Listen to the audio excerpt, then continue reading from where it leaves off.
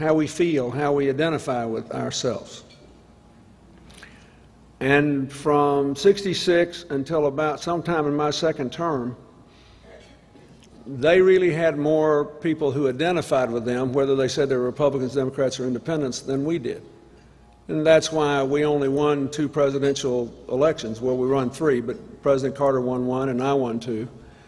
Because if the other guys have a base of 40% and your base is 45% and your base is 40 and there's 15% less, you got to be twice as good as they are, or blindly lucky. And these national elections are determined by 3 things. They're determined by the culture, the conditions of the country, and the quality of the candidates and the message they bring.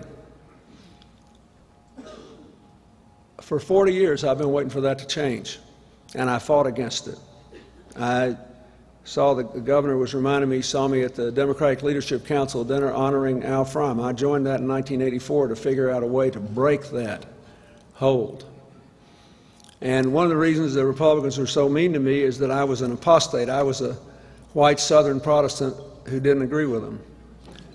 And they thought I was, by definition, something wrong with me. And who knows, maybe there is, but that's not what it was.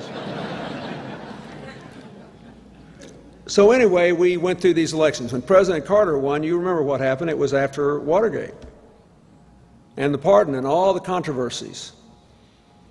And then we had all these problems with the economy, runaway inflation, and the hostages in Iran. And after one term, President Reagan came in. And then he won a big re-election, and then President Bush won. And then the economy got in trouble, and I got elected because I looked like I had half good sense and the economy was in the tank. And people needed somebody to fix something. And by my second term, the American people were good enough to re-elect me because things were going well. It turned out that our ideas worked better than theirs did. But they still had one huge advantage.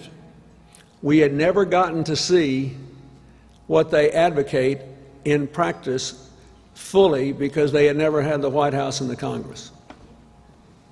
So in 2000, they got close enough to get the election into the Supreme Court and win 5-4. Smallest turnout in American history in a presidential election. And I might add, one of the 5 or 6 worst decisions ever handed down by the Supreme Court. And interestingly enough, no, really, you should go back and read it. The argument of Bush v. Gore was, since some people's constitutional rights were violated by not having their votes counted under the Florida standard, the only way to protect their constitutional rights is to deny the rights of tens of thousands of others who did or would have had their votes counted. That's a pretty hard argument to make. And they were so embarrassed by it, they said, now, unlike all of our other decisions, this one has no precedential value. You can't use this or cite this case ever again. This is a one-off. You read the case, it's almost embarrassing. They said, this is just a one-time deal. Nobody can ever cite this case again as proving anything. Which at least they relieved us of the burden of that. I say that, but then President Bush got in and he won re-election all right. But sometime in my second term, our bases evened up. And Vice President Gore won that race, a popular vote by 500,000 votes that were counted, and if he clearly had at least 40 or 50,000 more people in Florida that intended to vote for him. But the point is, it was close because then Governor Bush ran a brilliant campaign with that compassionate conservative slogan. The message to the moderates, the independent voters, was, I'll give you everything Bill Clinton did with a smaller government and a bigger tax cut. Wouldn't you like that? Sounds good to me. Okay. That's when the election was close. He ran a brilliant campaign. And what we now know, though, is it may have been a terrible thing for them because then they gave us the whole dose. Because they had the White House and the Congress and everything they had been advocating going back to President Nixon's first election with a silent majority and everything President Reagan said about government would mess up a 2-car parade. and their great theory of economics, which was the best thing you could ever do is blow the lid off spending and cut taxes for rich people as low as you could and run the deficit big and then watch it disappear miraculously because taxes were by definition evil, so God would shower money on us. Then turned out that the laws of arithmetic applied in Washington, D.C. just like they do in Delaware and Arkansas. Lo and behold. And we doubled the debt of the country after I left them with $600 billion played down on the debt. 3 surpluses, I left them a 4th, and we'd have been out of debt in a couple of years entirely for the first time since the 1830s. Instead, they doubled the debt of the country. And produced only 2.7 million new jobs before the downturn, which has cost us 7 million, after 23 million before. But people finally got to see it. Now, in 2004, the president won re-election. We have never defeated a president during a military conflict before, but it was the smallest margin since Woodrow Wilson's re-election in 1916 before World War I. Was not a conflict time. So then 2006 happened, and the Democrats won a big victory in Congress. Why? Because the culture had evened up sometime in my second term, and by 2006 we had become a more diverse, not more liberal, more communitarian country. A communitarian country is one that knows we have to solve our problems together. We're going up or down together. And the day after that 2006 election, I told Hillary, I said, we don't nominate a convicted felon, we're going to win in 2008. We're going to win the White House. Because even the suspicion of felony will not be enough to defeat us in 2008. Because we've got good conditions, bad conditions for them, good conditions for our party, and bad for the country, and the culture has shifted. And if we nominate a good candidate, we'll win.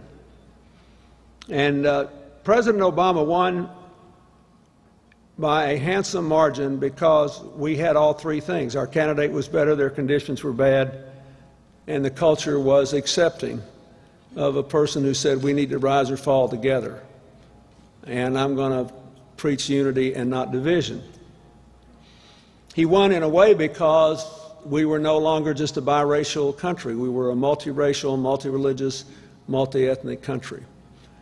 I don't know about you, but the most moving things I have read in the aftermath of this horrible, horrible episode in Fort Hood have been the letters of outrage and pain from Muslim American soldiers who are combat veterans and put their lives on the line and are embarrassed and chagrined and horrified by what happened. We have built a country where everybody who's willing to obey the law, work hard, play by the rules, can build a common future together.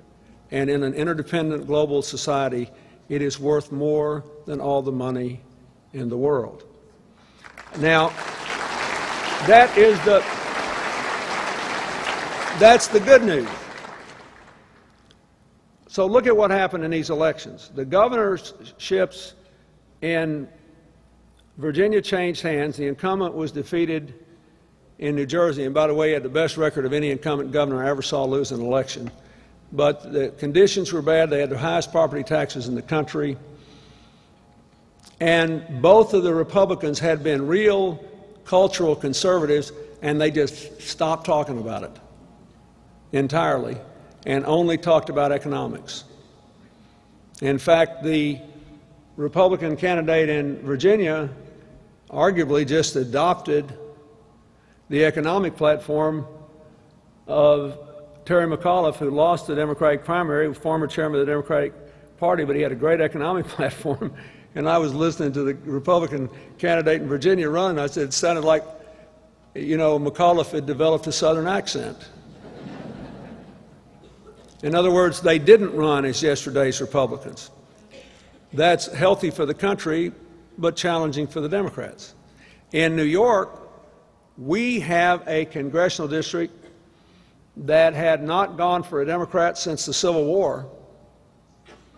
And the president appointed the Congressman John McHugh to be Secretary of the Army.